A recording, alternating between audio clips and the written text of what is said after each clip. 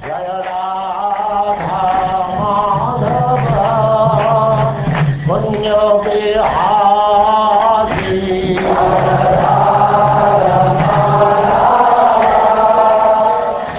And now Chapter 3, Hiranyakashipu's plan to become immortal.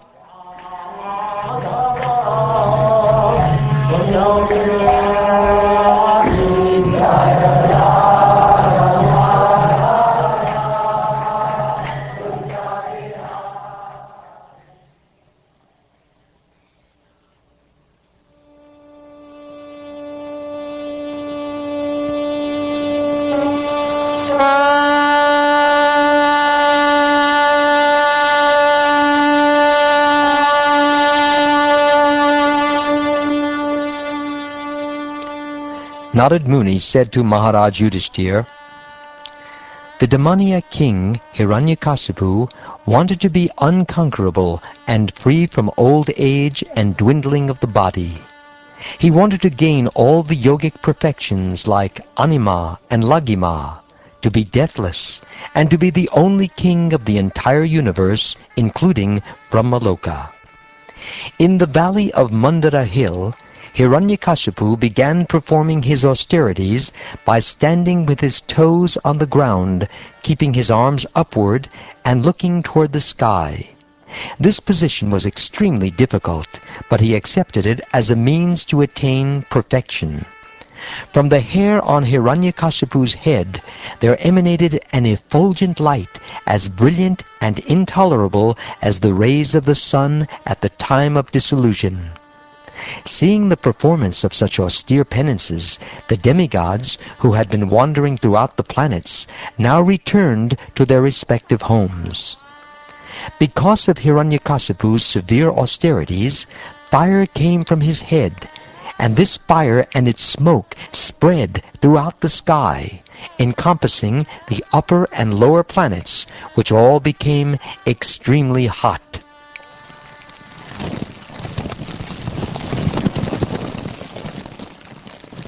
Because of the power of his severe austerities, all the rivers and oceans were agitated.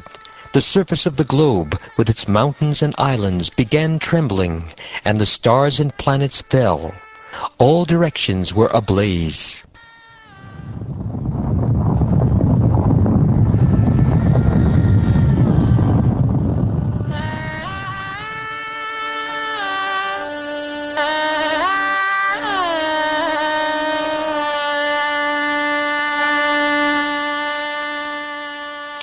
Scorched and extremely disturbed because of Hiranyakashipu's severe penances, all the demigods left the planets where they reside and went to the planet of Lord Brahma, where they informed the Creator as follows.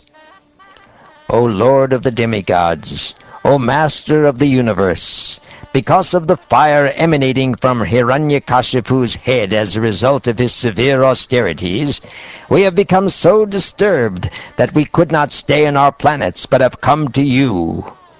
O great person, chief of the universe, if you think it proper, kindly stop these disturbances meant to destroy everything before all your obedient subjects are annihilated. Hiranyakashipu has undertaken a most severe type of austerity. Although his plan is not unknown to you, kindly listen as we submit his intentions.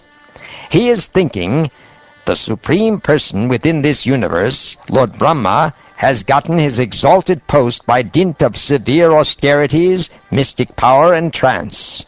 Consequently, after creating the universe, he has become the most worshipable demigod within it. Since I am eternal, and time is eternal, I shall endeavor for such austerity, mystic power, and trance for many, many births, and thus I shall occupy the same post occupied by Lord Brahma. By dint of my severe austerities, I shall reverse the results of pious and impious activities. I shall overturn all the established practices within this world. Even Dhruvaloka will be vanquished at the end of the millennium. Therefore, what is the use of it? I shall prefer to remain in the position of Brahma.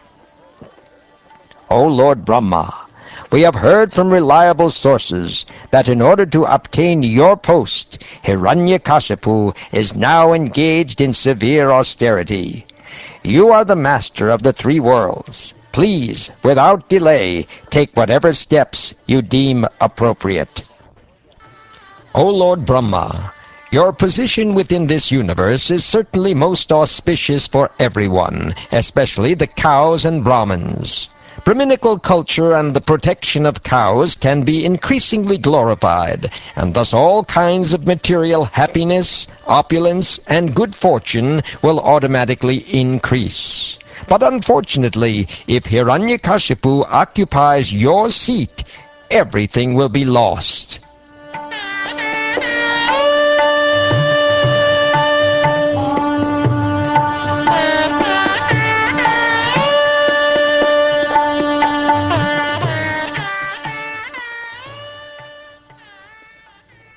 O king, being thus informed by the demigods, the most powerful Lord Brahma, accompanied by Bhrigu, Daksha, and other great sages, immediately started for the place where Hiranyakashipu was performing his penances and austerities. Lord Brahma, who is carried by a swan airplane, at first could not see where Hiranyakashipu was, for Hiranyakashipu's body was covered by an anthill and by grass and bamboo sticks. Because Hiranyakashipu had been there for a long time, the ants had devoured his skin, fat, flesh, and blood. Then Lord Brahma and the demigods spotted him, resembling a cloud-covered sun, heating all the world by his austerity. Struck with wonder, Lord Brahma began to smile, and then addressed him as follows. O son of Kashyapa Muni, please get up. Please get up. All good fortune unto you. You are now perfect in the performance of your austerities, and therefore I may give you a benediction. You may now ask for me whatever you desire, and I shall try to fulfill your wish. I have been very much astonished to see your endurance. In spite of being eaten and bitten by all kinds of worms and ants, you are keeping your life air circulating within your bones. Certainly this is wonderful. Even saintly persons like Bhrigu, born previously, could not perform such severe austerities, nor will anyone in the future be able to do so. Who within these three worlds can sustain his life without even drinking water for 100 celestial years? My dear son of Titi, with your great determination and austerity, you have done what was impossible even for great saintly persons, and thus I have certainly been conquered by you. O best of the Asuras, for this reason I am now prepared to give you all benedictions according to your desire. I belong to the celestial world of demigods who do not die like human beings. Therefore, although you are subject to death, your audience with me will not go in vain.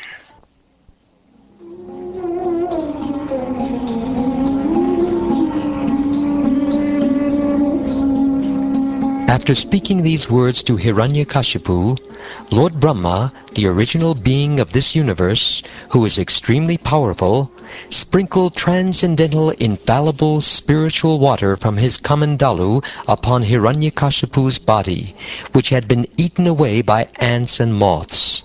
Thus he enlivened Hiranyakashipu.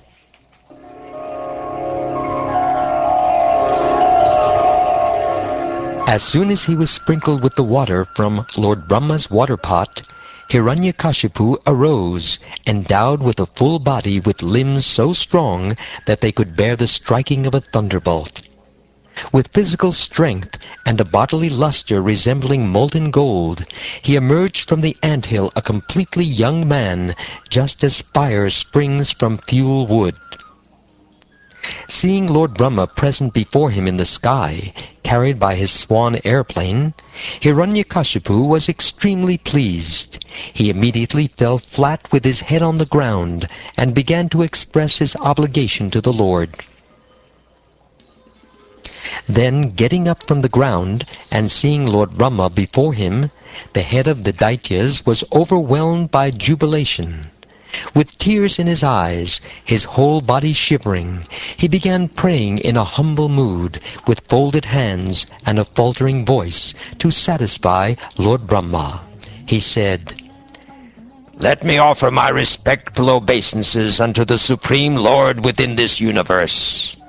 At the end of each day of his life, the universe is fully covered with dense darkness by the influence of time.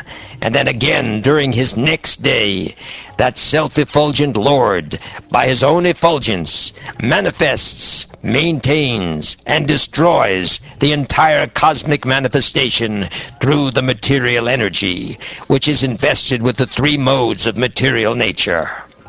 He, Lord Brahma, is the shelter of those modes of nature, Sattvaguna, Rajoguna, and Tamoguna. I offer my obeisances to the original personality within this universe, Lord Brahma, who is cognizant and who can apply his mind and realized intelligence in creating this cosmic manifestation. It is because of his activities that everything within the universe is visible. He is therefore the cause of all manifestations. Your Lordship, being the origin of the life of this material world, is the master and controller of the living entities, both moving and stationary, and you inspire their consciousness. You maintain the mind and the acting and knowledge-acquiring senses, and therefore you are the great controller of all the material elements and their qualities, and you are the controller of all desires. My dear Lord, by your form as the Vedas personified, and through knowledge relating to the activities of all the yogic brahmanas, you spread the Vedic ritualistic ceremonies of the 7 kinds of sacrifices, headed by Agnishtoma. Indeed, you inspire the yogic brahmins to perform the rituals mentioned in the 3 Vedas. Being the supreme soul, the super soul of all living entities, you are beginningless, endless, and omniscient, beyond the limits of time and space. O my Lord, your Lordship is eternally awake, seeing everything that happens.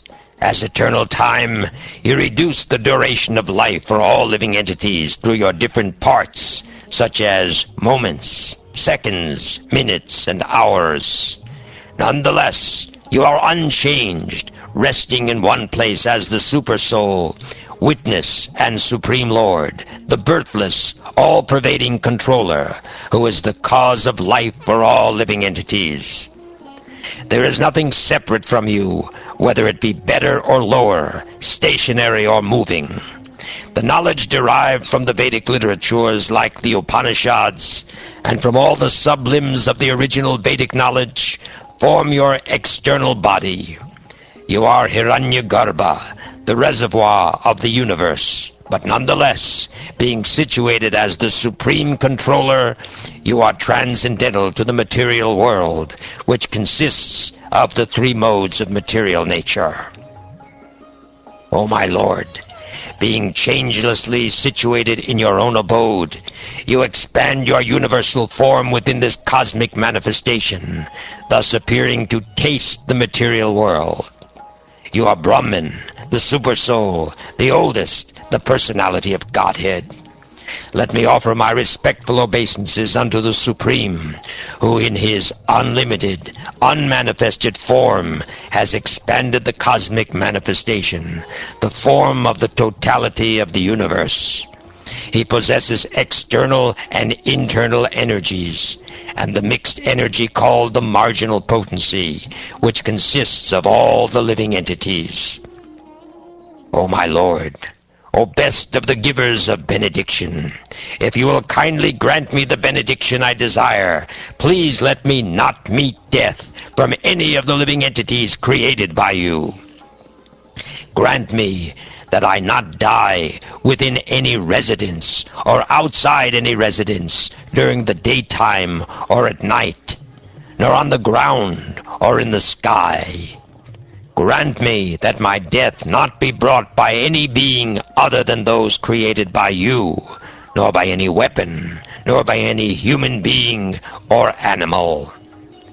Grant me that I not meet death from any entity, living or non-living.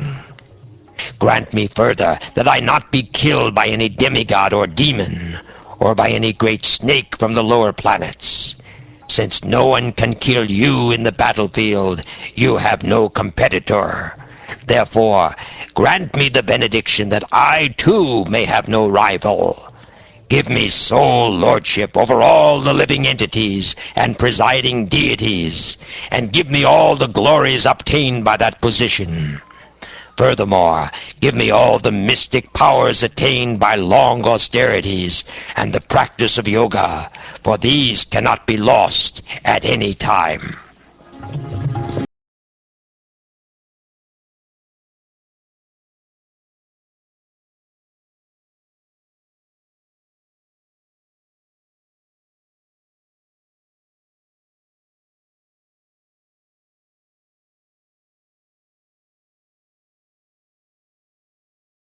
Chapter of the 7th canto of the Srimad Bhagavatam entitled Hiranyakashipu's Plan to Become Immortal.